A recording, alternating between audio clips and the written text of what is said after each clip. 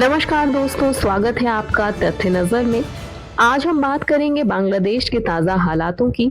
क्या बांग्लादेश एक failed state बनने की राह पर है? गुरुवार की रात ढाका की सड़कों पर जो हुआ उसने पूरी दुनिया को सन्न कर दिया है। छात्र नेता शरीफ उस्मान हादी की मौत के बाद भड़की हिंसा ने न सिर्फ दफ्तर जलाए बल्कि लोकतंत्र की बची कुची उम्मीदों पर भी सवाल खड़े कर दिए हैं। शरीफ उस्मान हादी केवल एक छात्र नेता नहीं थे, वो बांग्लादेश के उस जनरेशन ज़ेन रेवोल्यूशन की आवाज थे जिसने शेख हसीना सरकार को सत्ता से बेदखल कर दिया था। लेकिन सवाल ये है कि उनकी हत्या किसने की? पुरानी सत्ता के वफादार जो मौजूदा अस्थिरता का फायदा उठाना चाहते हैं।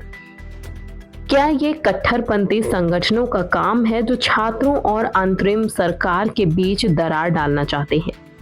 अखबारों पर हमला ये बताता है कि भीड़ का गुस्सा अब बेकाबू है और वे किसी भी उस संस्था को निशाना बना रहे हैं जो उनकी विचारधारा से मेल नहीं खाती है।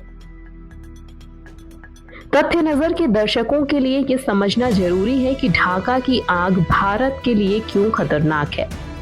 बांग्लादेश में अस्थिरता का मतलब है उग्रवादी समूहों का फिर से सक्रिय होना। अगर हिंसा बढ़ती है तो भारत की सीमाओं पर दबाव पड़ेगा। सिलीगुड़ी कॉरिडोर भारत के पूर्वोत्तर को जोड़ने वाला ये पतला रास्ता हमेशा संवेदनशील रास्ता रहा है।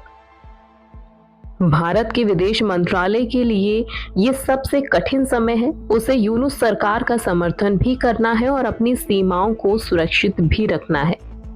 नोबेल शांति पुरस्कार विजेता मोहम्मद यूनुस अब तक के सबसे बड़े राजनीतिक संकट में हैं। उनके सामने 3 मुख्य चुनौतियां हैं। पहली है कानून व्यवस्था।